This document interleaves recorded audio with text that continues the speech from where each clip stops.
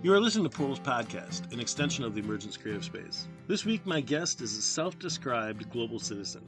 He is deeply passionate about finding and implementing the tools that can help improve our communities and our world. He's a published author, accomplished touring musician, and has deep roots in the conscious festival culture, where he honed his skills that now help him achieve success. He's an advocate of continuous improvement and learning as much as he can from his time here on the planet.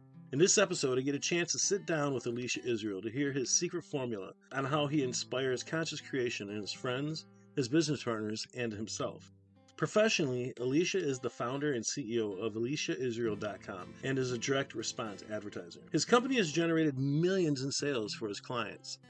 I hope you get as much out of our conversation as I did. Thanks for listening to Portals Podcast. You can find this episode and more at www.emergencecreativespace.com. All right, let's get inspired.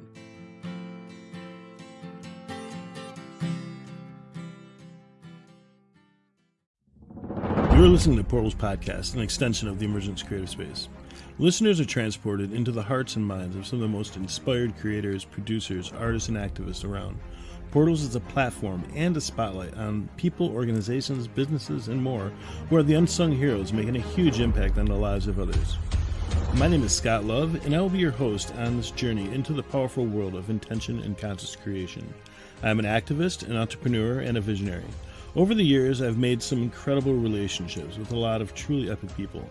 Many have helped inspire me and have guided me on my journey. I believe they'll help you as well. Here's what's up. We are a people in transition. The choices we make now will affect lives for generations to come. Our choices will be our legacy. I want Portals Podcast to be a go-to resource for those who are searching for solutions and to help us move this all forward. Thanks for being here. All right, let's get inspired.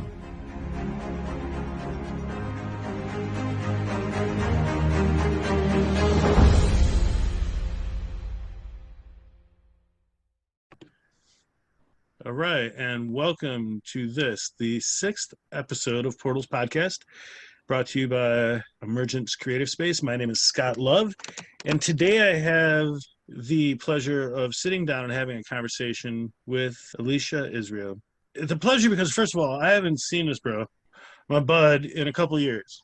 We've chatted here and there on the socials, but it's been a minute. I went back up to Detroit area, Ann Arbor actually, and you hit the West Coast. Been touring the West Coast. Been doing all sorts of great things.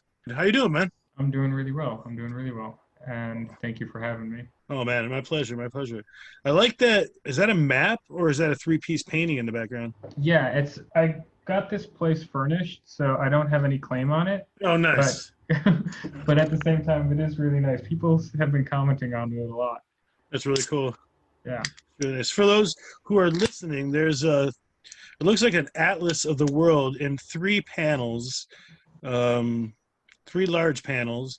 It's like an art piece, and looks like the bodies of land are golden color. It just looks really sweet. A few different shades too. Some parts of it are a little bit more shaded than others, so it gives it some nice texture and depth and makes certain parts of it pop a little bit more. That's great. You know what's been blowing my mind? Like during this whole pandemic thing, I've had so much time to just investigate all my curiosities.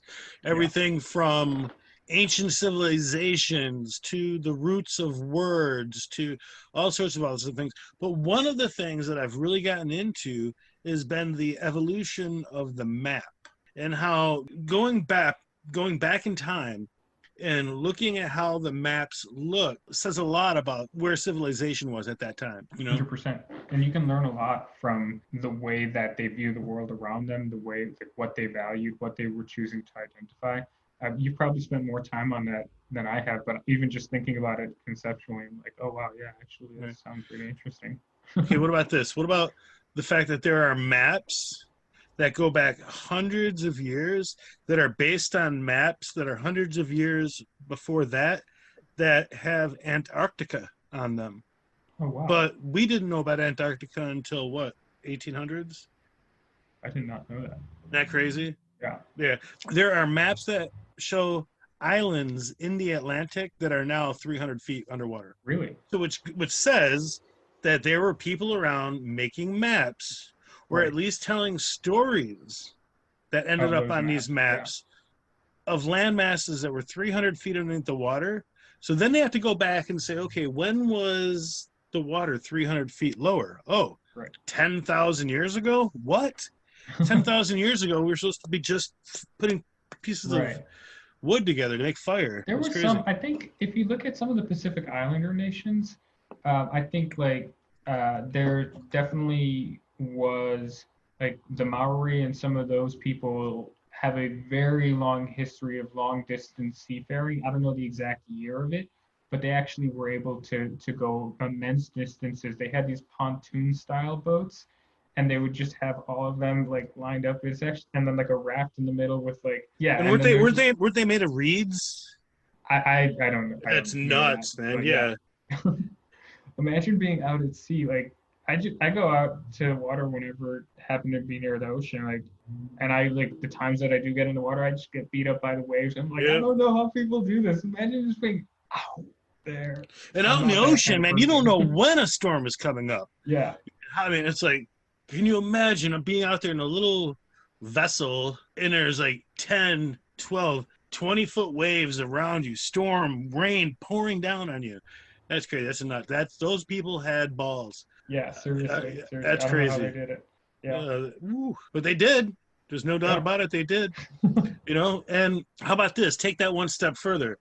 There are tribes in South America that have DNA that can only be found in these Polynesian islands you're talking about, that are in the Really. South Pacific. And yeah, another one of the things I've been really, really into is studying deep history of humanity. And there's one isolated tribe or one isolated region in South America, nowhere else in South America, just this one area that has DNA that matches New Zealand or Right. Polynesia, somewhere like Yeah. that. Okay.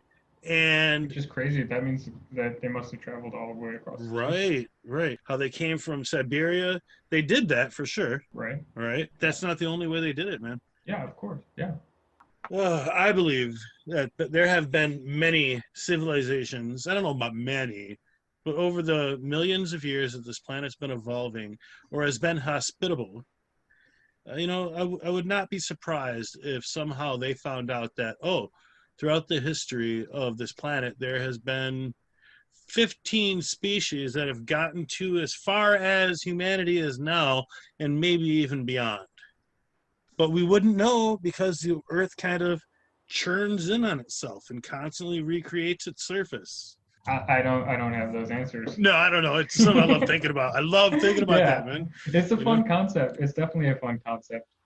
But yeah, I just wanted to shout you out real quick. When I moved to Asheville, I was 22 years old at the time. I didn't really know much of anything, and I knew that I wanted to go there because the music scene was better there than in my hometown. And I was recommended to connect with you and some other people down there because you were organizing an event. I had some experience with events in Michigan. Some mutual friends were like, "Hey, you should go talk to these guys." And then, you were kind enough to invite me into your community to invite me to support you on the event that you were working. And then over the next 3 years, we worked together on those events and were able to really help create a really incredible space and support a ton of artists and a ton of creatives and really make a ton of connections through that community, many of which I still hold today.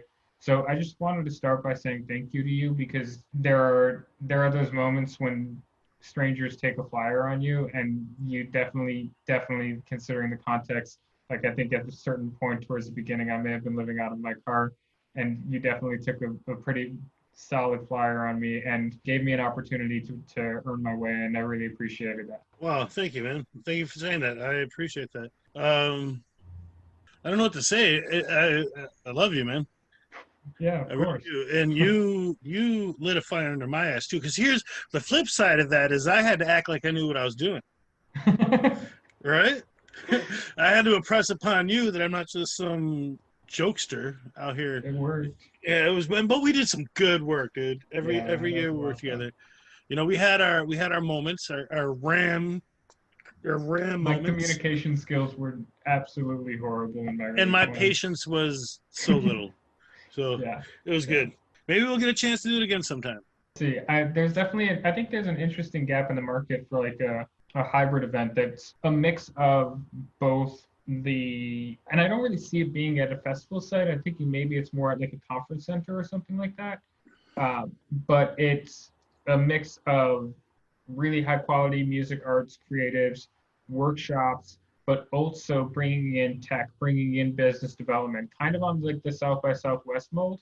But I think like looking at like a hyper concentrated 3 day like space, I think there's a really interesting opportunity there because it becomes like a hip place to be at simply because you're going to have a lot of people from a lot of different communities kind of intersecting, and bringing Right. in the business community will allow for there to be a pretty solid mix of not only just going to have fun and kick it with friends and see cool art, but also being able to educate and learn new skills, and making sure obviously that they're well curated, there's nothing scammy there, but making sure that there's also the opportunity for people to potentially take another step in their life if they are so inclined. Right. I feel like with the festival that we worked on together, as well as some of the other festivals that we were both either working on or affiliated with in some ways, the thing that I always loved was the workshop element during the day, and being able to have that for me. Like, I probably didn't even participate nearly in as many other people did, but it was really nice to actually be able to know that these were not only just, oh, we're here to party, but there was also a space where we could learn and potentially, and I just kind of want to see that like concept go beyond just like, you know, personal care as well as like life skills, which is kind of where it was focused on, and go beyond that and bringing in, business leaders and bringing in community leaders and activists and having the hard conversations in very curated spaces. I I think love there's a it. lot I of love it. stuff like Yeah, man. that that can happen at the like as the next evolution of events, but it's going to be a while before that one happens. Yeah. Well, they just came out with a 15-minute test. We can do an event where people show up and they show up knowing that they're going to be tested, and when they get there, I'm not doing anything in the event space nowadays, so I no, will. no. Well, as far as I'm thinking, because I've been thinking about 3DL. We were going to do a 2020 3DL. I had a bigger team than I ever had before, and there was more support going in than ever before. And it was really exciting. And I think it's because, well, I know it's because everybody knew that it was a fundraiser. Everybody knew that it was to help raise money to take care of artists and co-creators that I wasn't able to meet at the level that I told them I would meet them at financially during the event. And so that was really exciting. And it was crazy because there was people that I thought were really angry at me. That much. Right. And so, but at the point is that most of it was heart to heart. It was people that I knew, people that Right. Yeah, that that, that that makes trusted me. sense. Like the biggest. You'll get that sorted out in no time. I have zero concerns about that. The thing that interesting is that, and maybe this is an interesting space to take the conversation and kind of pivot from there. Whether it's somebody who may be in a position where they have a little bit of debt and they're looking to potentially sort it out. Maybe it's somebody who's just younger and curious and trying to find their way. The thing that to me is interesting is that, obviously nowadays there's a lot of really challenging narratives, challenging realities that people are facing, and we're living in a time where there's a lot of discontent, there's a lot of confusion, there's a lot of divisiveness and poor communication across the board. And the thing that is really interesting to me is within that there is a lot of opportunity to create solutions for the problems that many of us agree exist. The thing that to me is interesting is people aren't necessarily aware of what's going on. Like we're in the middle of the build out of an entirely new grid. It's already happening. People act like something like the Green New Deal hasn't started.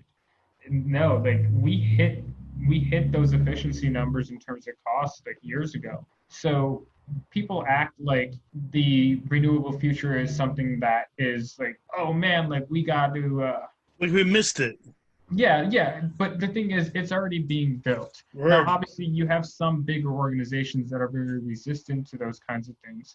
And but even still, I mean, you look at a company like Exxon was recently removed from their stock index. They had been the biggest company on that index. A lot of opportunity is moving around. There's a lot of infrastructure that's being built and rebuilt through the private industry, and I think through the private sector. And I think that what's really important is that when you're looking at the different problems that are occurring, we can actually take a view of like, okay, yes, this is a problem that's occurring, and then stop the conversation. Or we can go ahead and say, this is a problem that's occurring. Let's see how we can support them. And at the end of the day, there are people who they don't realize what the fundamental nature of a transaction is, or what a business is. And I think they get this really negative perception that is fully justified. Fully justified. If you look at like what people think of when they think of big business, or they think of business as a whole, they think of some guy in a suit who's ripping people off and underpaying his staff. Right, sales. It's all sales. Yeah. It's all sales and snake oil. Sure. Yeah, 100%. Yeah. And there's a lot of animosity around that for good reason. I mean, look, over the past few years, I've been exposed to, touching on sales for a quick example, I've been exposed to a lot of different styles of selling. And the thing that is really interesting to me is that the entire narrative that people have around selling, for example, is based on this like Wolf of Wall Street, like in your face, like we're going to get it and trap people in a corner, bully them into a sale kind of situation. But that stuff does exist. That does stuff exist. 100%. I worked when I was. I'm not going to name names, but I will say that for the people who, if you think those are those people, then you are 100% right. Check it out, dude. There are other ways to do things, but I want to. Sorry, go ahead. No, dude, you're good. I remember when I was in my 20s, maybe my early 30s. For those who don't know me, I'm at 50 now. I just turned 50. But when I was in my 20s, I worked. There was a store in the mall, and I can't even remember the name of it. But our gig was we were selling timeshares to retired folks. Yeah. I was there for about 3 weeks. I was miserable, and I kept working because I was living with this girl, and I just wanted to make money. She's like, "Baby, listen, it's eating you alive. Don't do it." So I quit. Yeah. Then I quit. And then right after I quit, they went out of business. I heard they got in trouble. So good for them. I'm glad I wasn't there. There's that side of it. There's that side of the business world. And I think everybody is aware of it, and it's justifiable. There's the side of the business world that's big business, that's, they're taking every single tax deduction. They're not paying their taxes. They're, destroying the planet. They're, all of those are justified conversations. Consume.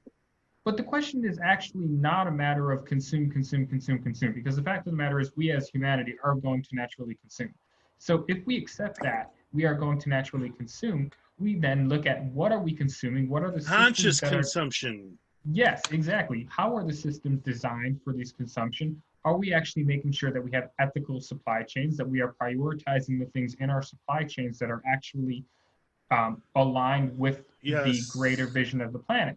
Now, you can do this from a regulatory perspective, and I wish we would be more advanced than we are in the U.S. than that, but than we are right now. But the thing is, there's also a lot of opportunity. You mean right now, as in the last 3 years up to the current date, or you mean like now, as in where we are as a culture? Period.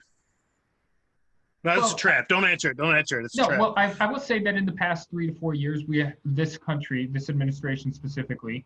And this is recorded in 2020, right before the U.S. election. So if people do listen to this later, they have that context. What if this was the only time capsule someone found like 50,000 years from now? Is this recording? Sure. Well, the thing is, there has been a lot of rollbacks over the past few years in this previous administration, or in this administration, hopefully previous, fingers crossed. So there's been a lot of rollbacks, environmental protections, and water protections. There has been a lot of actually rollbacks of the federal holdings on protected lands, and then the next week they'll announce that they suddenly protected half of the amount, but it's framed as, we're protecting 500 million acres. Well, you just unprotected the other half of that. Right. All of it, and so you reprotected half of it to get a headline.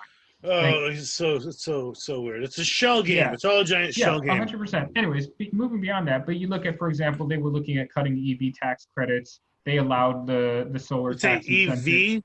Yeah, like electric vehicles. Yeah. In 2019, they didn't cancel that?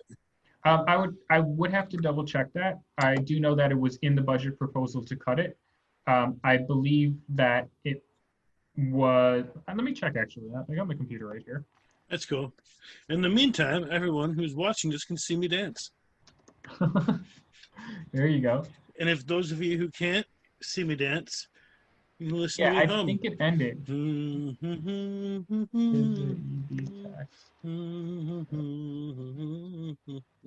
It's either considerably reduced in terms of the credits, or it was a phased renewal. So as of this recording, I'm just not 100% sure without spending more time on it where exactly that phase out was at. But I do believe it was ended or very close to it.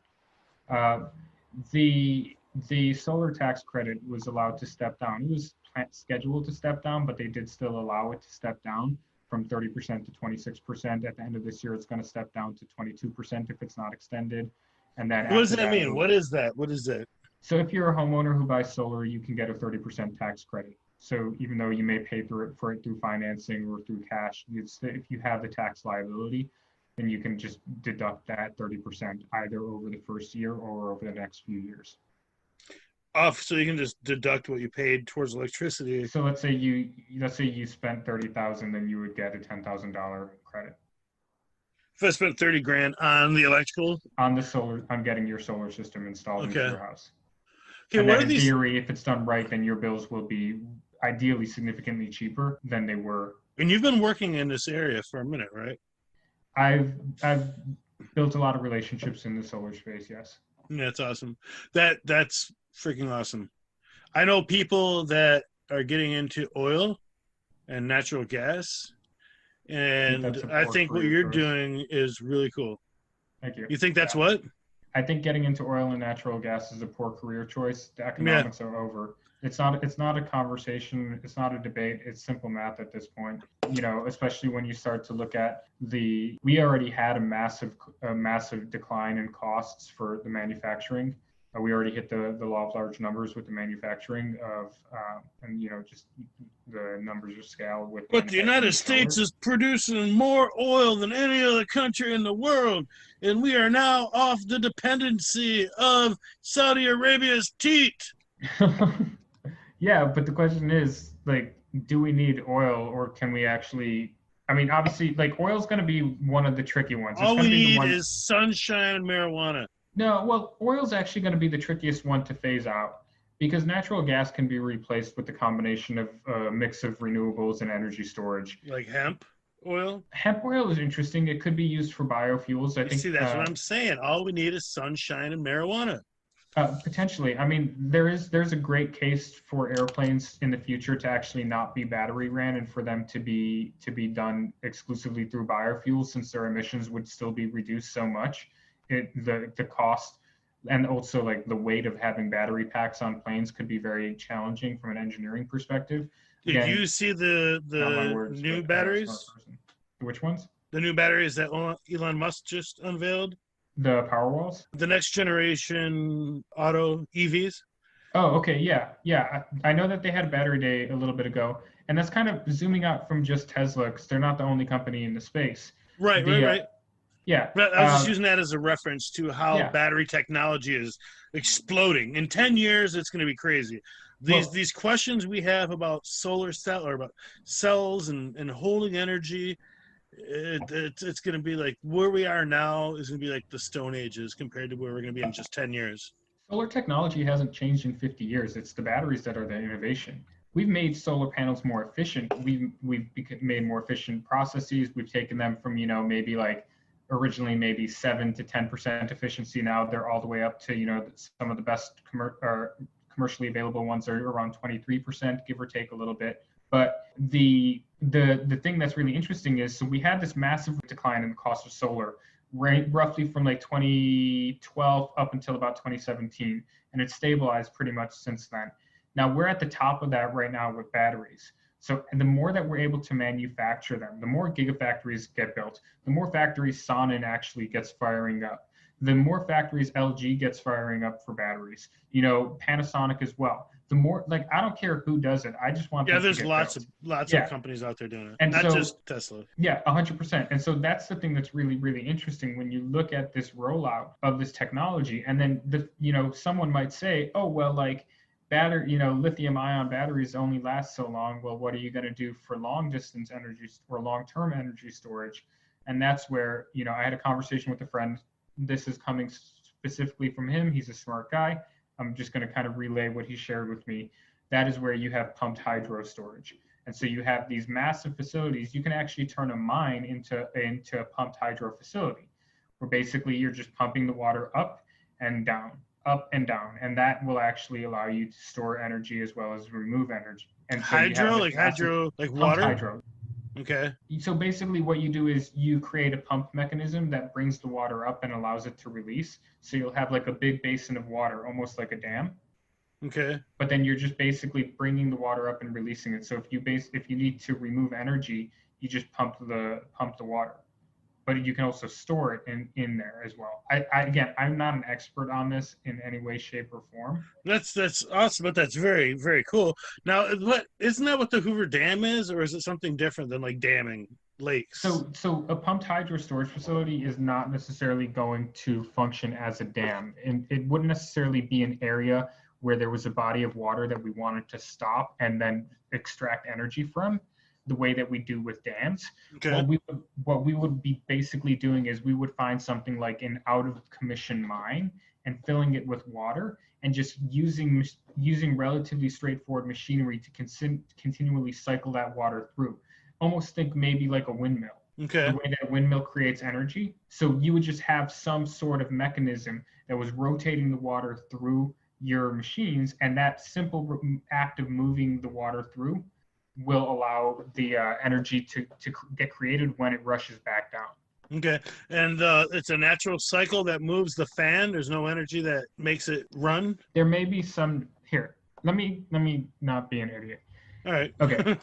Pumped storage hydroelectricity is a type of I'm reading off Wikipedia right now. Is a type of hydroelectric energy storage used by electric power systems for load balancing. Load balancing is basically making sure that you always have enough available power for the grid. Okay. So you need to, if you're in a wind and solar kind of energy economy, you need to have somewhere to put the excess power. Okay. Let's see. So the method stores energy in the form of gravitational potential energy of water, pumped from a lower elevation reservoir to a higher elevation. So low cost surplus off-peak electric power is typically used to run the pumps. So you do need a little bit of electricity coming from a provider to run the pumps, but the simple act of pumping the water through will create energy on its own. Cool. And then they're able to sell it during times that are needed. So if the grid is needed, they just, anyways. It's awesome. It's a simple solution that makes sense. And actually, again, I'm sharing everything that I'm sharing in this kind of section is actually shared from this gentleman, Michael. But the thing that is actually really interesting about it is because you specifically can do it in abandoned mines. And the way my friend described it was he was talking about how there are people who are different kinds of people. You have water people, they're on the ocean their whole lives. I'm not really that kind of person. I was like, I don't know how people do it, right? And then you have people who are it's pretty, and I'll go visit it, but I don't want to live right there. 100%. Right. And then you have people who are people of the earth. You have people who culturally, generationally have come from mining families. They've come from people who have worked in the mountains. These are people who know this land. So it's a natural next step for them to actually build out these facilities in the Appalachian Mountains. That's what I was going to say. Where we met, there's a shitload of mines, empty, abandoned, dangerous. Yeah, and those can just be turned into these water reservoirs that have a relatively simple mechanism. They're going to need some fine tuning, and getting it all built out will take probably about 10 years if we started today. But we can actually build out this whole entire system. It's the largest form of grid storage that we have right now. It's very simple. It's proven science. It's stuff we know how to do. And so, there's some interesting things that I see. People are like concerned about, like, oh, well, like, batteries aren't going to last for long enough. And it's like, well, batteries are short-term storage, and then we have long-term storage. And this is the primary ideal solution. So the thing that I want to really impress on people is, I'm right now jamming on renewables because it's a topic that I love, and I love being able to share it.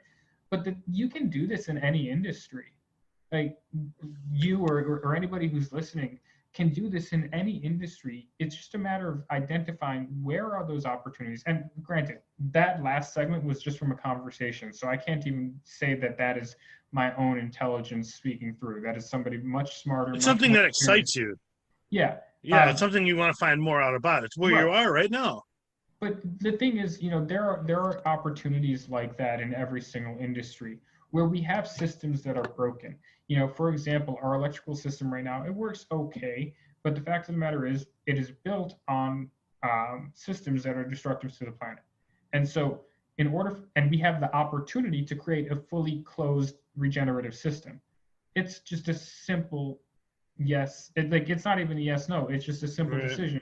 This makes more sense. This is more cost efficient. This needs less repairs. This extracts less. We damage the planet less. It just freaks me out. It's like Yeah. I mean, I've always thought I can't remember who explained it to me like this. It was back when I was younger. It was either one of my cousins or a friend or maybe one of my friend's parents. It took millions and millions of years for that oil to become what it is. yeah. And that is like the lubricant of the earth.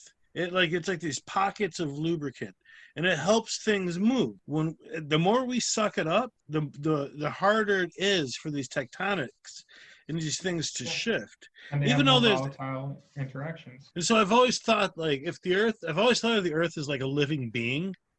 Like we're living beings. I think of the earth as like a living being, and all of it encompassed.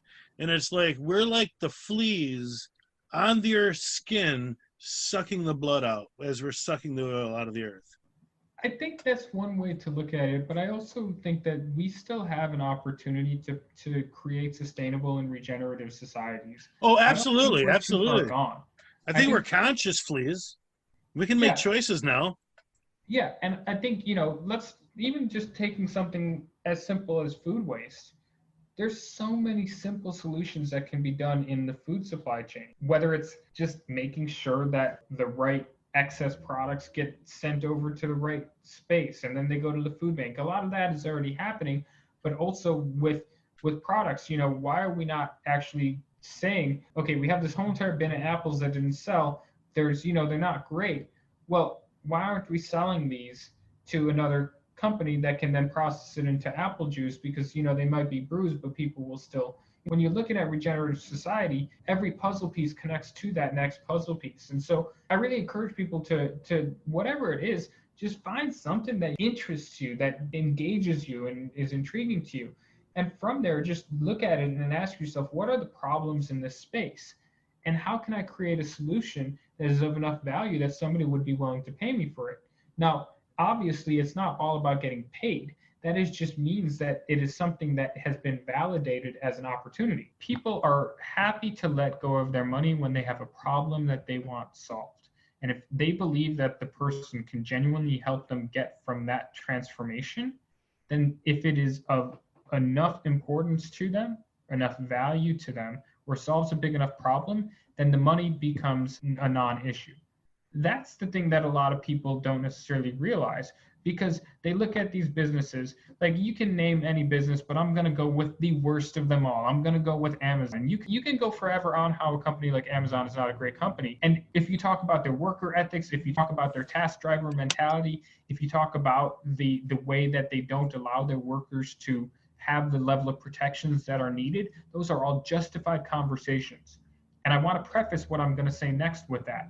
Because when you actually look at what Amazon does as a logistics entity, the amount of supplies they're able to move around in society, that is of incredible value. Do you think Amazon is a evil company? No, I think they don't care about their employees. Okay, someone close to me just started working at Amazon, and this is why it's kind of important Sure. to me. Tell me why you think that is. Because their worker protections aren't great. Their amount of pressure they put onto their employees isn't great. The amount of limited basic benefits in the workday or just overall as an employee that they provide are really challenging. The What is mentality the and the national mindset. minimum wage right now? Do you know? The national minimum wage, I believe, is $7.25. I don't know exactly what Okay, Amazon cool. pays. $15 an hour is what Guaranteed. I think. I think that's the midnight shift is $15 an hour. I think it's a couple dollars less if For you're day not the shift. midnight shift. Yeah. But they also have this weird thing. It's called flexible scheduling, where if you're Yeah. That makes scheduled for sense. 8 hours and you want to leave at 6, you can leave at 6. It's weird, dude. Never Yeah. heard of such a thing. Interesting. Yeah. Well, they definitely, the raising of their wages was a recent thing, but there's still, enough there. There's some questionable stuff about the way they've hired and treated immigrant workers, Yeah, no, etc. dude, I'm hip. I So just wanted to hear you say it. yeah, but like bringing it back to the point that I was kind of tapping on is like, for as much as you can have a justified conversation about how they're maybe an unethical company, or maybe they're not necessarily a company that treats their workers right. And that's a fair conversation to have for a company of that size, or really of any company. When you look at their logistics platform, when you look at what they do online with AWS, which hosts Netflix, they have Pentagon contracts. Like this is a company that does actually provide essential services to the economy.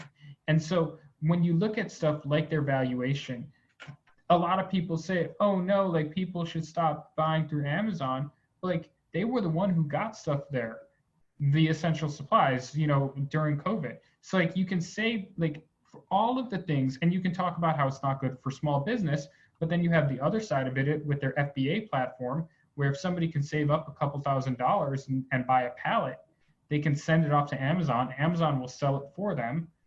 If you put it in the right listing that already has traffic, it'll get sold. I don't through understand Amazon at all. I really don't. The It's point that I'm fucking making mind is, blowing to me. It's like this entity that's outside. it's a lot of my third-party existence. sellers. Amazon is mainly a logistics and company that has a web platform for third-party sellers. Okay. They do have some of their own brand stuff, but if I wanted to sell something on Amazon, I could do that. If I wanted to buy a pallet of product and send it to Amazon and put it onto a high traffic listing, if I buy toilet paper and I put it onto the toilet paper listing, and every 10th time somebody buys a roll of toilet paper, my toilet paper sells, I completely forget about it. Amazon takes 30%, and if you pick the right products and margins, that can be a very healthy business. And there's a lot of people who have become millionaires from Amazon, actually, specifically through that specific service. So like the thing that I really want to encourage people is, when you look at something, look at it with nuance. And I want to bring it back, because like this whole Amazon distraction, I think it's important, because I think it's important for people to, I think the thing that is really important, and when we look at some of the things that get people frustrated about a company like Amazon, the thing that's really important is to ask yourself, is that the kind of person, is that the kind of business that I want to run? So once you start looking at, okay, we've identified a problem, we found a way that we're able to validate it, that it's a big enough problem that people are willing to actually take their hard-earned money and actually pay for it to be solved. Well, that there's actually a real problem there that's being solved. It's not about the money. It's about the fact that we get to solve the problem. The money is just simply a way to make sure we take care of the people. And you know what? Sometimes maybe a little bit more than that, and I'm okay with that too, as long as people pay their taxes. But like the thing is, the thing that for me is interesting is how much opportunity there is, because it just has to be a real problem. Why do plumbers exist? Plumbers exist because somebody's toilet gets stuck. Right. And somebody needs to come through, and people don't have whatever it is in their house, not just their toilet, but people don't have the skill set or the interest or the time. Or the tools. What was that? Or the tools. Or the tools, sure. For any of those 4 reasons, they would rather have somebody come and do it. Is it a difficult thing? I mean, obviously, some parts of it could be. Maybe, maybe not. But it's just the fact that there are people who are uninterested in doing it. Same thing with roofing a house. Same thing with your windows. Same thing with potentially something like a marketing service. Same thing with, potentially helping people with research, or helping people with admin, or helping people with sales or operations or fulfillment, or shipping, whatever it is. A guy who has an e-commerce company, the best question you can ask them is, hey man, are you shipping out everything yourself? If you want a job and somebody who runs out e-commerce, ask them that. Because you'll find out exactly how terrible their life is pretty quickly if they have a lot of sales coming through and they're doing all the shipping themselves. Obviously they're making good money, but they're also completely stressed, completely all over the place. constantly shipping stuff out, constantly packing, constantly I printing have off a little tickets. bit of experience with packing and with selling and shipping. Just before Christmas of 2010, I issued like 6 different designs I put on social medias as being for sale for hoodies and t-shirts to help me raise money to create the very first event I ever did called the 11-11-11 Gathering. And so I put these t-shirts up just before Christmas. I forgot about it. I ended up between Christmas and New Year going to my mom's house and spending time with my mom and hanging out with my family, and then coming back around the 3rd of January to just about $2,000 in t-shirt sales on my like it already paid for it. Like they paid for And it. then you realize what you had to do, right? And so I had to go to the print store and print fucking t-shirts that cost me, first of all, way too much money. Right. I said it was okay because it was a local business, Right. but I still think I paid way too much. That's And then okay. I had to You're take care supporting of the local business. shipping. That's a good thing. Then I had to pack it up, Yeah. you know, and then I wrote little handwritten notes, and Yeah. but man, holy shit, so much more than I thought it was going to be. Yeah, So much exactly. more. And if somebody's doing that at scale, then they're always going to need help. So like these are things when you like I think a lot of people just don't spend time thinking about how does something actually practically work? What is the process that goes into how whatever the thing is actually works? And when you Right. start to think about that, you can actually start to identify these are where the thing is falling apart. This is where the stress point is. And the thing that's really interesting to me is there are what I would call common problems and then maybe what I would call big problems. The services that we all use all the time. It's your plumber, it's your window person. These are stuff, you know, they make a great living, they do amazing work, they help a ton of people, but it's the stuff that, you know, just kind of keeps everything going. It's the stuff that keeps society moving. Then from there is the next set, which is okay, let's look at maybe a broader issue. Now, I know some people who are in the women's empowerment space. These are women leaders. They lead communities. They're very wonderful people. For them, their problem is that they feel like so many women are disempowered by society. They feel like a lot of these people aren't necessarily given opportunities through the workspace or underpaid, and also are in a situation where oftentimes when they go into the business world, they are, if for themselves, they are undervalued and don't have the tools or skill sets to really have a sense of identity, to really maybe stand their ground or communicate what it is that they are looking to communicate. So that's a broad problem, which is, you know, the overall disempowerment of women in society. Okay, then they build programs that help women build a business, that help women, you know, figure out what it is that they love to do, that help women become financially free, that is when it gets interesting. When you start with an interesting problem, when you start with the big problem and you say, this is something that we can accept as true in society, this is where that big issue is. Now, how can we actually solve it through private industry?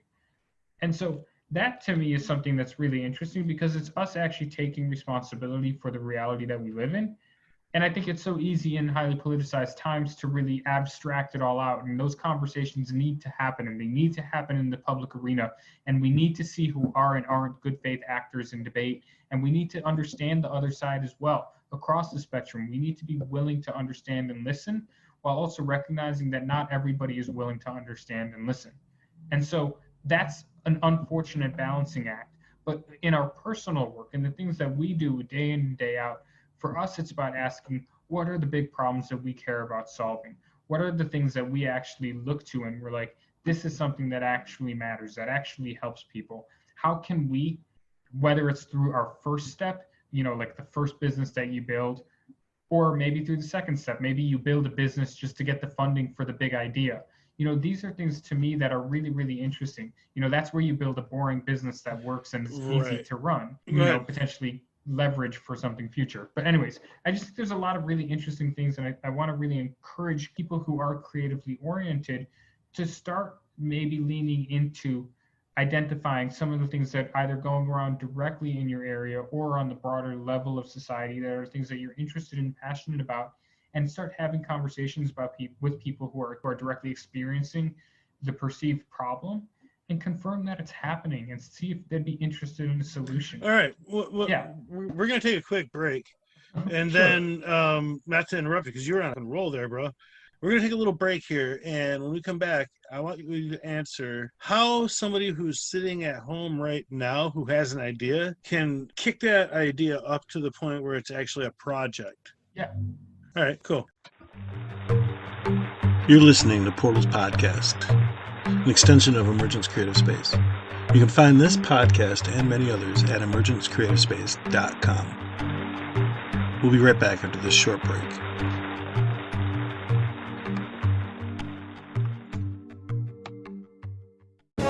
This is Emergence Creative Space news and announcements.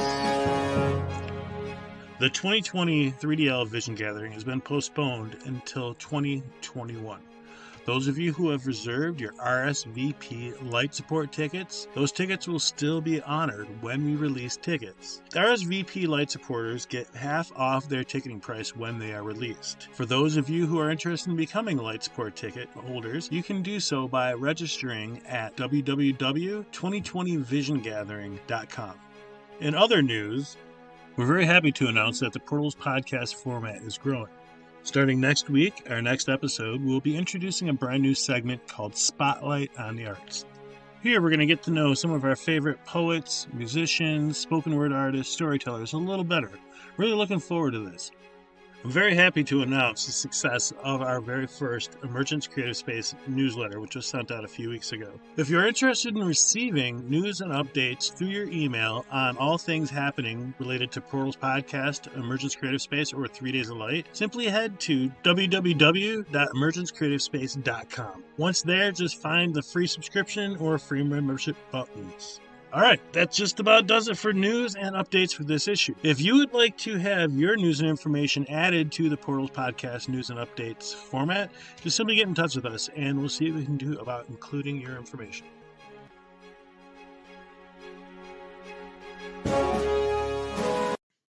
All right, if you're listening to this, then chances are you like podcasts. And there's also a good chance that you've thought about creating your own podcast. Well, I'll tell you what, it's really easy. Well, Anchor's made it easy. It's free. There's a creation tool that allows you to record and edit your podcast right from your phone or computer. Anchor will distribute your podcast for you, so you don't have to go through any third parties or spend hours a week trying to get your stuff uploaded. And you can be heard on Spotify, Apple Podcast, and there's a whole slew of others. And what's really sweet about Anchor that a lot of others don't provide you is that you can start making money with your podcast just about right away with no minimum listenership. It's everything you need a podcast to be in one place. And what I really like about it is that you can create your podcast right from your page without having to do it anywhere else. So download the Anchor app or go to anchorfm.com. All right, here's to being inspired. Welcome back to Portals Podcast, an extension of the Emergence Creative Space. If you would like to support Emergence Creative Space and help us continue these podcasts, please visit patreon.com/Emergence Creative Space. And now, back to the show.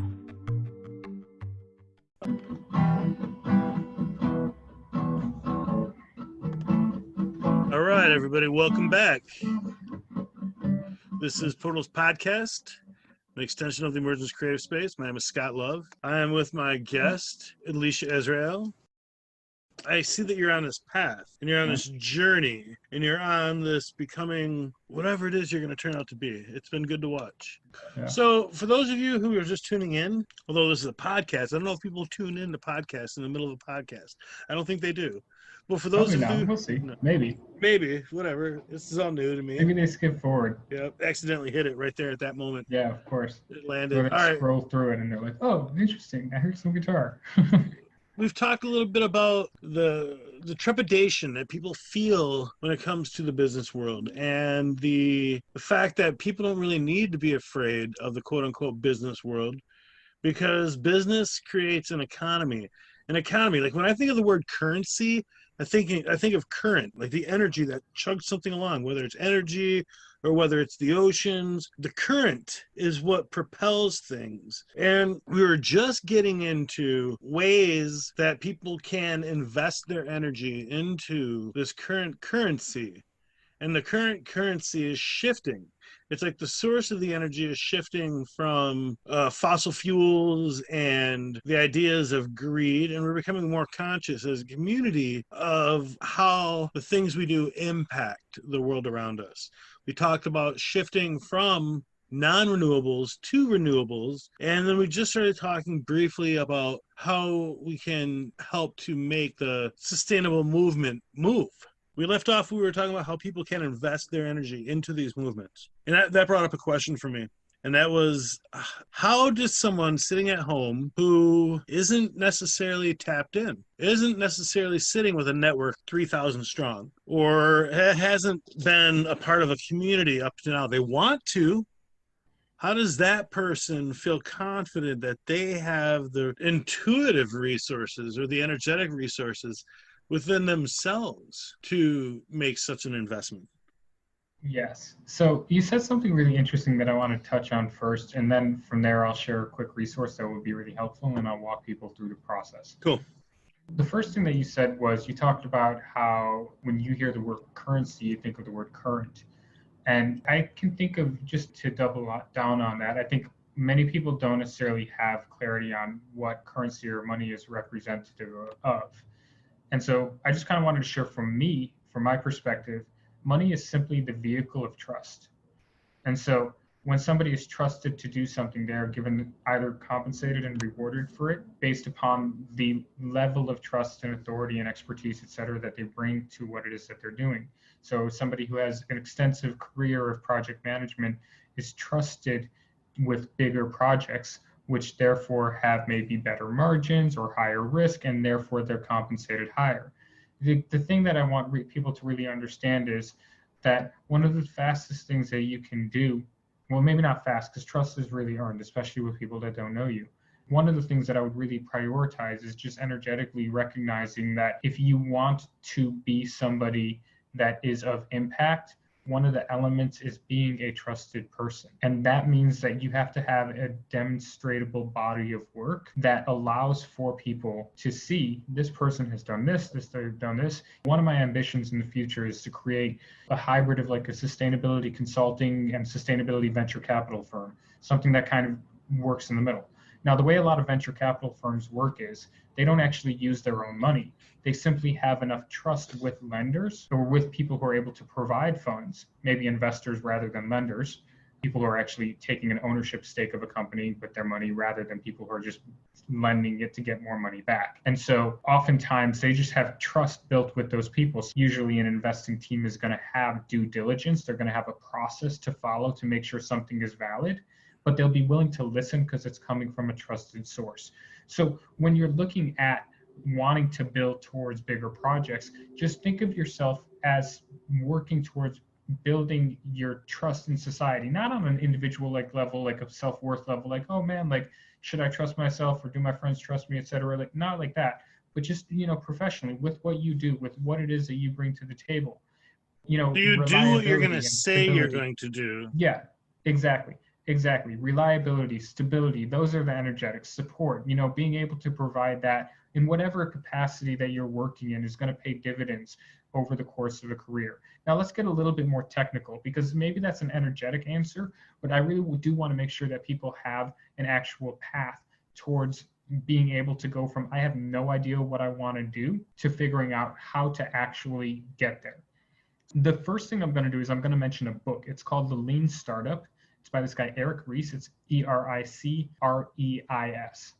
And so the book is called The Lean Startup. You can get it at your local bookstore or, your preferred online vendor. You can even get a summary from Blinkist that will summarize the book for you. And I'll get into the book a little bit later. But the thing that I would really encourage is to, one, get some exposure to that book. Even if you could find a summary online, would be a good idea. I'll go over it as well. The reason why I don't want to go over it right now is because most of that is once you have the idea, the general direction of the idea, then what do you do? So I'll walk you through that. But I think the first thing that I want to touch on is how do we find the general direction of the idea? And I'm going to zoom out, actually, way out. There's this concept from Japan called Ikigai. Now, I don't know if you've ever seen the diagram, but it's basically like a Venn diagram, but it's got way more parameters in it. It's got way more circles. It generally sits within four main categories. You have what you're good at, what you love, what the world needs, and what you can be paid for. Now, you can break this down with a piece of paper and a pen. What you're able to do is you're actually able to just create columns just on a pen, maybe sideways, maybe upside down, doesn't really matter. Just create some columns with those four things. And no judgment, nobody, like for you as a listener, this is your own journey to discover with yourself. You never have to show this paper to anybody. So be Right, honest. right. I like Right. it. I like it. Yeah. So, first column, what you're good at. Second column, what you love, what you really enjoy doing. Number three, what you feel the world needs. And then number four, what you can be paid for, what you have been paid for, or maybe skills that you would be interested in developing to reach that.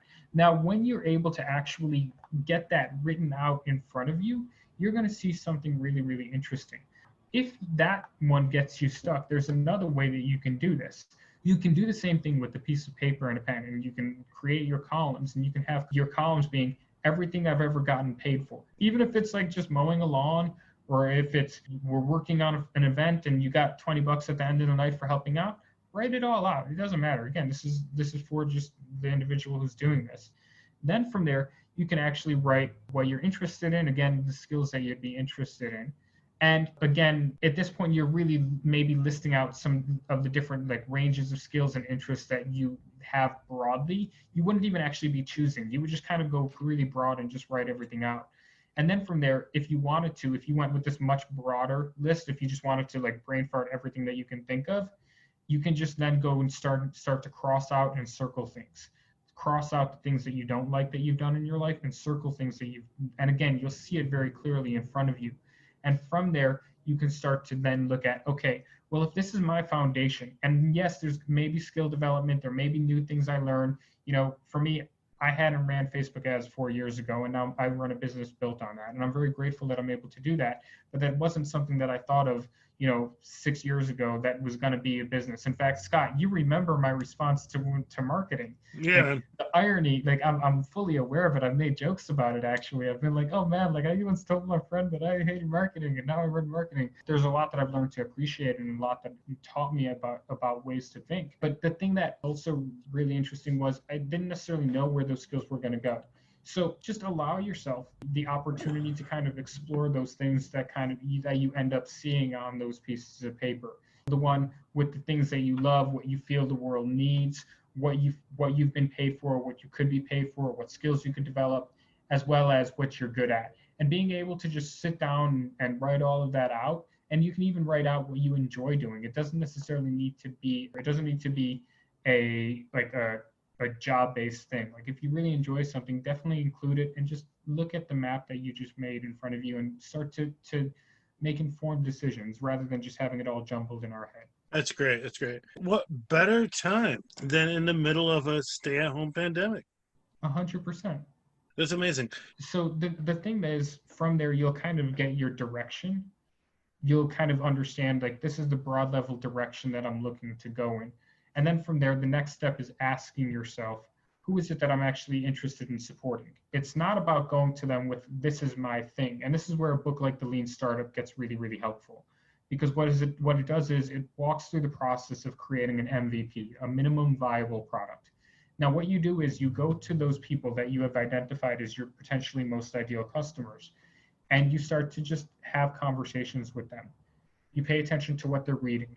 You pay attention to, okay, they like to hang out on these Reddit threads. Well, let me just pay attention to that. You start to understand the language of what they're using and what their day-to-day experience is like. You're almost being a researcher is a better way of saying it.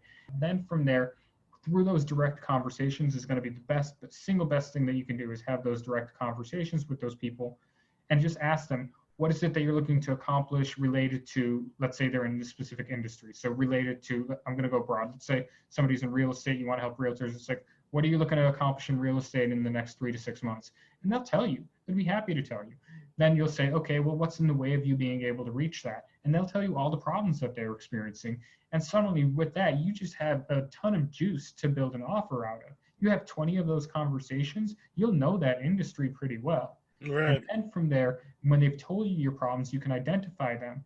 You can prioritize them. You can recognize which are the highest value, and that might be an iterative process over the course of your business. And then you can solve those problems for them. And then at that point, you just simply go back and be like, hey, well, I know you told me you had these problems. What if I had a solution? I'm just starting out, so like I'm not going to charge you anything crazy, but would you be interested in like a really reduced rate in exchange for a testimonial once it works? Well, you ask enough people, 20 is kind of the magic number on that initial survey. You're going to get some sales if you follow that process, because you're not shooting blind. You're not trying to figure it all out. You're going to the people that you want to help. And you're saying, what do you need help with? And then you just give it to them. And if it's a big enough problem for them, then they'd happily pay for it. And from there, you've suddenly, when you combine that with a sense of like social drive, social ethics, and the things that you actually want to address within society, you can combine that and have that be something where you use that as a vehicle to drive forward that change that you're looking forward for. How do people find these people? How do you find somebody that you might want to work with? The easiest answer I could give you is Facebook groups. Okay.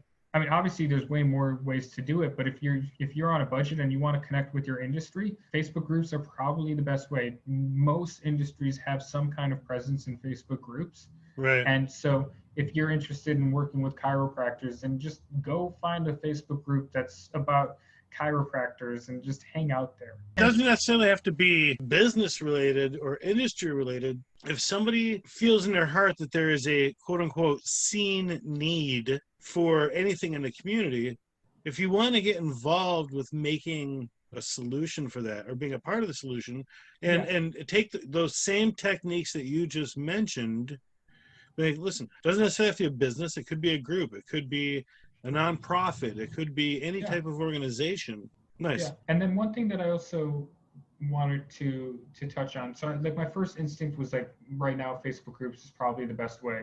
I'm not too active in them, but if you're just getting started out, I also don't buy anything. You're going to get pitched a lot. Like if you're just in this part of your business, just go through this iterative process and get your sales and actually learn how things work before you buy them. A personal recommendation. So maybe don't buy anything for your like first year in business, unless it's like maybe essential software for your business or something like that. But like if you see people selling programs, like you won't necessarily know what a good or bad program is until you've been in the market for a while. The one thing that I also want to say is like my first instinct was Facebook groups, but the correct answer is where your audience already hangs out. Right. So the fact is, if you're looking to reach gamers, Facebook groups might not be the best place. That might be a really active Discord channel. That might be a Reddit channel. That might be a Twitch stream. So it's really much more about where they're already hanging out rather than getting really stuck on like a lot of people are like, oh, well, you go to the golf clubs to find high value, high-end buyers or whatever and to play golf with them. What if your buyers are actually middle-class administrative people who shop at the local Starbucks and never go to the golf club, but you just thought you were supposed to go to the golf club, you know? So it's just a matter of as you get to know your market, you start to pay attention to these things. Okay, what if somebody who's at home has this idea of something that they want to do and they want to create a business or an organization or whatever, and they want to follow these tactics, these directions that you're providing, but just don't have the time for it because they're raising kids or they're managing a household. Is there like, do you offer these services to people? So I do not currently offer coaching and consulting. Okay. This time I don't offer that. What I do offer is advertising services online.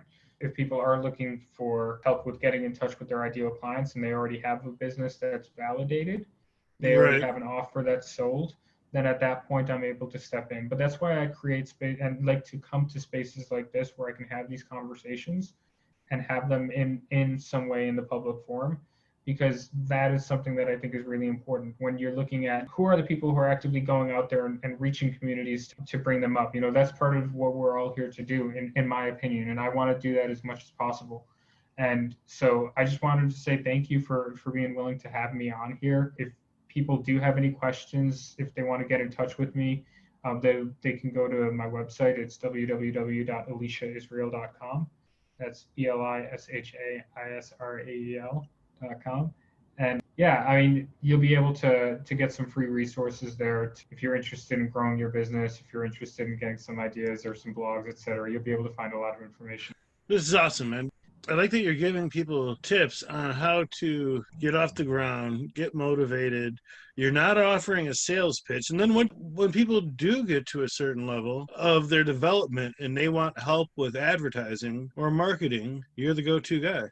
I am one of many people who are in the space there are a lot of really great people in the space, and I'm fortunate that I've been able to have the time. I remember so Scott, as you know, when I left Asheville, I moved across the country. I moved to Eugene, Oregon, and I was torn there. I my first house was some hilarious dude who didn't work out because there were 3 rooms, and I rented a room, and then apparently the other room had been rented, and then suddenly it was rented again, and then suddenly he was renting out his master room because he wanted to sleep in the living room and rent out the master room. It was just a clown show. The whole thing was a clown show.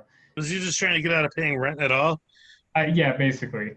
And Okay. he also had like a girlfriend and kids and an ex-girlfriend or ex-wife. It was a pretty messy thing. So I was there for like 3 weeks, and then I was like, nah, I'm out. This isn't right. And so when I left Asheville and then got to Eugene, I was really torn on whether or not I wanted to get a job or start a business. And so the thing for me that was really helped that decision was I had a conversation with this lady that I know, and she asked me, and this is the puzzle piece I missed before when I walked through that concept of Ikigai. She asked me what my core values were. And these are the things that are most important to me in my life.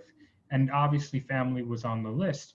And the other real major one that really stood out was time flexibility. Because as a creative, I know that when I have time flexibility, I end up creating interesting things. And so what I did was I just went ahead and started to look at this question from that lens. It was like, do I trade my time at a job that will pay me okay? I'll make okay money, but I'll lose all of that time. Unfortunately, blessed to know the value of time because I lost my brother when he was 20 and I was only 16 at the time. And so that has always been a very strong reminder for me of how quickly everything can go away.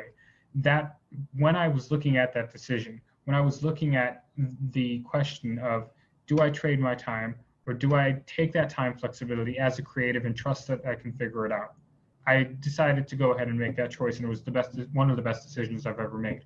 The next part that I really want to dive into is that I understand that I was coming from a position of privilege. I was young, I had a little bit of money, I had people that I could call for $100 on a rainy day. I didn't have any responsibilities. I didn't have kids, any dogs, any wife. I didn't have a mortgage. I didn't have any of those. I had a $485 a month bill for rent. Okay. Right. That was it. And maybe at the time it was like $50 for health insurance because Oregon was nice at the time.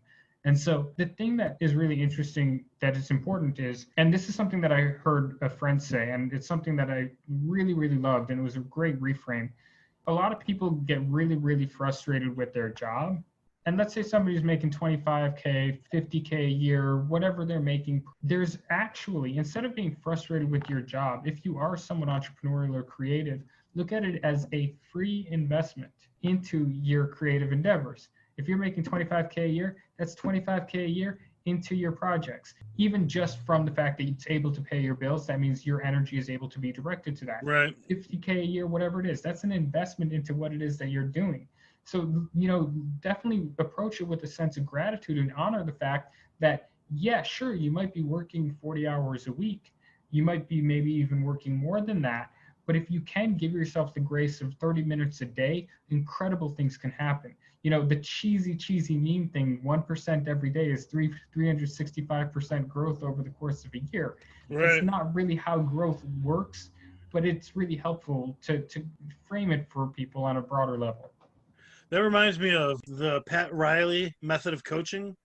Okay, so Pat Riley was an NBA coach back in the day that coached the Lakers, and he's like the Miami Heat right now, who are about to be in the finals. Right. The story goes, when he walks into an owner's office, and I might be elaborating, I've told the story many times since I've read it. So when he walks into an owner's office and he's interviewing for a job, he says, I guarantee that I will make your team improve 100%. As a minimum, 100%. Yeah. They hire him, Pat Riley. But what he does is he creates these charts. He creates 100 charts, and he gets the team to improve 1% in each one of these charts. Yeah. You know what I'm saying? Teams have always been great. And his teams have always been great, whether it's time from the catch to the release. The team free throw percentage goes up by Yeah, 1%. yeah. Yeah, their shot percentage goes up by 1%. Their And defense steals go up by 1%. yes, man. And Yeah, it works. And if they go up 2%, then this team has improved 200% or yeah, 3%. And yeah, man. So it's pretty cool. Yeah, that's what your story reminded me of. yeah. And it's really just a matter of consistency. And I think that's the element that a lot of people are missing out on. And, I think people have like this flawed idea of consistency. I mean, the ideal of consistency is you do the thing every single day and you stick to it. Beeple, who does those animated things and has done them for years straight. Yes, that's the ideal. It's okay to recognize that we can look at consistency in the span of years as well. When we're building a body of work, sometimes it's okay to have that rest day. Sometimes it's okay to, watch that video, but just make sure that you're consistently over time giving yourself the gift and grace of time for what it is that you are looking to build in the world.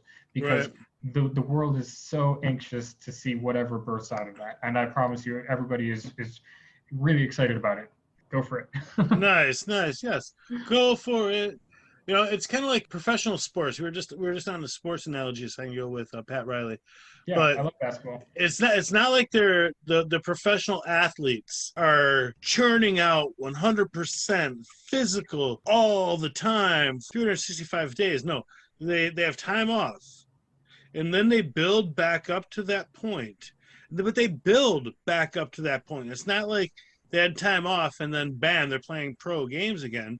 They Yeah, have training and they have warm ups and they have all these things, these scrimmages, getting ready for that point. And then the season begins.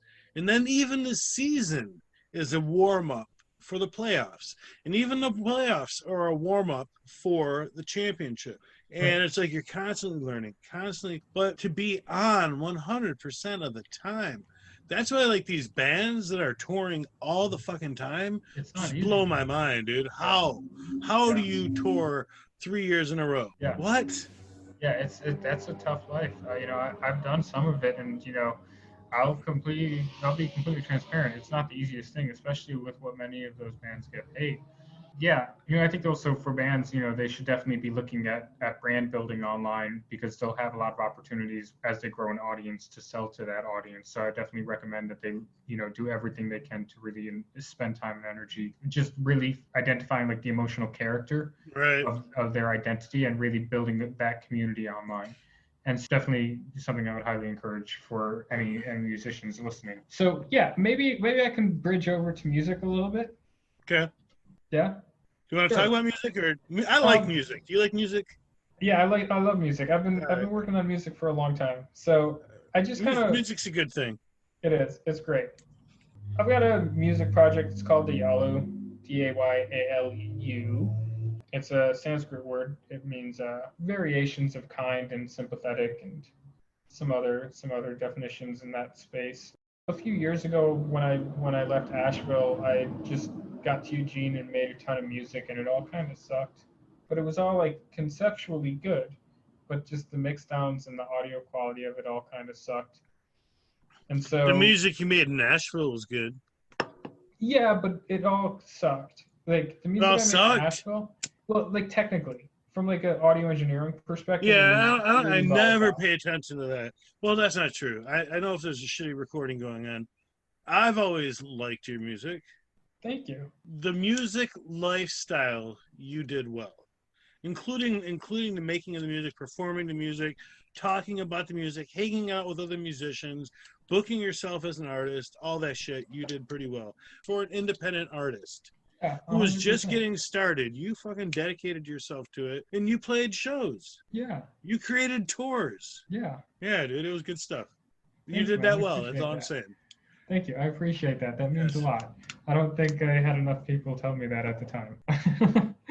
Kind of touched on it right there. I got to Eugene, just kind of was in a room working on my business, working on a bunch of music. And over the past couple of years, I've traveled a lot. And really, just while I was traveling, I knew I wasn't going to be doing a lot of composition. So I just really focused on like the audio engineering side of my music and would just work on the same 2 or 3 songs over and over and over again and just tighten up the mix down. And then a month later, pull out my computer and maybe I've had it on SoundCloud for that month and listening to it randomly on a bus or while I'm walking down the street or while I'm going to sleep or whatever it is, just hearing it in different settings and just allowing myself to really hear, and then also getting feedback from some people that I have a lot of respect for, and really allowing myself to just to really gain a much more nuanced understanding of what was happening within those 2 or 3 songs. And from there was really able to tighten it up. So now I'm in the position where I've been able to really fine tune a lot of that. And now I have this whole library of 15 to 20 songs that I made from back then, as well as a couple of small new things that I'm just kind of sitting on that I just need to go ahead and work through and sort through, really finish up all the mix downs for them. So I'm really excited. But the reason why this triggered me is because we were talking about, like before, how I mentioned with musicians, it's important to figure out the emotional identity of what your music wants to be. And the reason that I shared that was because that's coming really from what I'm aiming to do with my own project. You know, the goal that I really want to provide with this specific music project is I want to provide a space of serenity. Now, that doesn't mean it's going to be completely peaceful and bland and meditation music the whole entire time, or even much of the time. But the thing that what I really want to do is I want people to have an experience of serenity. So when I'm bringing people in, like some to basically have these videos that are just nature stills, like a sunset that I took, a time lapse of a sunset, and just have like a little icon, turn the sound on, new song from, you know, from Diallo, and then they can just turn the sound on and get 30 seconds of serenity with some music in the background. And then, Nice. you know, that for me is something where I want to use this vehicle of this music to actively go out and bring it to the people that need it. And so that's something to me that's really, really exciting. It's really, really encouraging that I'm looking forward to. What's the time frame until we can hear this music, man? Well, I would say that as of right now, I've got about 2 or 3 of the mixes done. Yeah. So if you go to twitch.tv/Dialu Music, and that's DAYALU music. What I've been doing is I've actually been live streaming these mix sessions. And I actually just had my dad ship me my old mic. I've got a little stand in the mail, so I'll have like actually pretty decent audio to be able to explain everything that I'm doing. So if people are interested, you know, this is going to be something going on over the next month or two after this podcast comes out. Is there a day? I'm probably going to start streaming it over onto my personal social media as well. Where do people find that? So I would say they can just look me up on social media platforms, whichever one is their preferred one. Yeah, just look up my name and you should be able to find me. Your given name or your music name? Yeah, I would say just look up Diallo Music on Facebook. And so same thing with Twitch. I'll just be basically streaming and sharing my entire thought process as I go through all of the mix downs of these songs. Each song will be over the course of 1 to 2 sessions. And then after that, all of them will be released in a series of EPs. Diallo. It's like, I think it's like Diallo though. I would Diallo. say. Yeah, it's like the flat A, like D-A, like Diallo. Diallo. Nice. Yeah, I don't know. I mean, I'm excited for this project. It's one that I've kind of backburnered for a long time, but the foundation has been set and the intention has been set for a long time. Nice. And I'm really excited to just kind of continue to allow it to mature. I'm just curious. I love California. Yes. There's a lot of weird shit going on in California right now. A lot of people in California are leaving California. There's a lot of houses in California selling too. Yeah, it's because everyone's leaving. They're selling. The people are moving in. Yeah, there's a lot of people moving to California. Okay. You moved to San Diego. I did. How long have you been there? I've been in San Diego for about 6 months now. Nice. What do you like about it? I really feel it's the perfect American city. I mean, it's beautiful. It's right on the water. You know, obviously, if you go a little bit north, you have a bunch of smaller towns that are really beautiful that are worth checking out. The city itself, it's both big enough and small enough, and obviously the weather is great. The climate is great, and I'm pretty happy to be here right now. I actually kind of got stuck here due to COVID. I just wanted to check San Diego out because I was thinking to myself, it made sense that this might be where I wanted to raise a family down the road. Okay. So I was just coming here, checked out LA for a month. I was in I was in Venice for a month, and then I hung out with some friends in Vegas. One of my clients is there. They have a marketing agency, and I helped them out with their stuff. Was there for 3 weeks, and then from there I went to San Diego, and that was end of February, and then March, and then suddenly I wasn't going anywhere. April, And then May, June, July, August, yeah, and September. then my grandma's 93, and she's about to be 93, and she moved in with my dad, and I'm just more active than either of them would be, so it doesn't make complete sense for me to go there to be Right. with them right now, just because it could actually put them at risk. But yeah, life is good. San Diego is a beautiful area, and Nice. I highly recommend people come visit. If you had a chance to get out and check out the sight and sounds of it yet? Yeah, I mean, definitely some, and more is definitely on the way. I don't have a car here right now. My car's back in Michigan, and there's no point in me bringing it out here on. Excuse me. I honestly don't think it would make it across the country. 2001 Buick Century with probably 260,000 miles on it plus. So, um, I just got a 2005 Mountaineer premium package. it's a nice car. Badass fucking whip. I love it. Nice. It was I paid like next to nothing for it, but it's got 250,000 miles on it. I honestly, it's not a bad. If the car is well maintained, it can go Yeah. for a It while. was one owner. The owner lived in West Bloomfield. It was Oh, one wow. owner for like since he You bought like- it brand new, and it was Yeah, just that's sick. perfect. Yeah. Yeah. I drove it down to Asheville and back. Crazy thing happened, and I should have known better because the brakes were squishy. But I drove it down to Asheville, helped my buddy Misha do the Earth Dance thing. That was cool. Had a good time. Came back, and when I got to Knoxville, my brakes just started grinding like fuck. Oh, That was like at 9 o'clock. I just drove 75 on cruise control the whole time. yeah. It took my time getting there. It took me 14 hours from Ann Arbor to Asheville. I think it took me 11 and a half to get back. Yeah, it's actually a pretty chill drive. Yeah, dude, I like pretty it. chilling. I like it. Misha did a good job with Earth Dance, and I'm excited to see what he's going to do next. Although he didn't really do Earth Dance, he did the Earth Dance Asheville, which was kind of cool. What I really wanted to find out was how to do a virtual online festival. And I'm not sure I learned any of that, but I had a good time. I don't know too much about that. I know that there are people who are doing stuff like that in Minecraft and some of those like online virtual communities like Second Life and stuff like that. Yep. But I really, even some VR stuff, I know that there are people who are organizing events in VR and whatnot. When I stayed there, I hung out with my friend Julia and this guy, Alex Mengel. And Alex, I've known for a while. We did an event together back in 2013. But he's got this really cool virtual reality video game interactive festival experience that he's like 90% ready to release. And it is dope. I saw it. I played it. I looked on the headphones. It is like sweet. And he can do custom experiences. It's just so cool.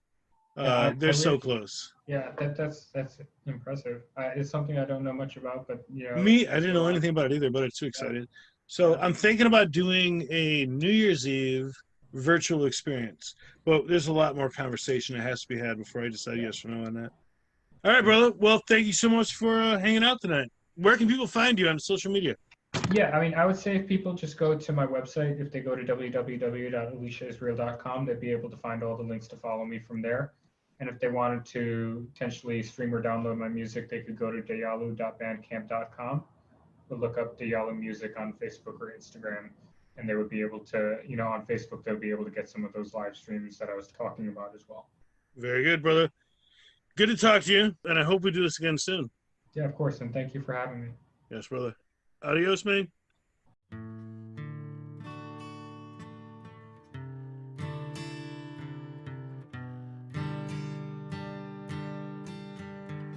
All right, well, that concludes yet another episode of Portals Podcast, brought to you by Emergence Creative Space. Once again, thank you so much for being here. Your presence and energy bring so much to this. Without you, there is no Portals podcast. If you're interested in finding ways that you can help support Emergence Creative Space or Portals podcast, please check out our website at www.emergencecreativespace.com, or you can find our Patreon at patreon.com/Emergence Creative Space. All right, thank you so much. Bless. And remember, there really is no better time to be good to yourself and to reach out to the people that you love and let them know that you love them. All right.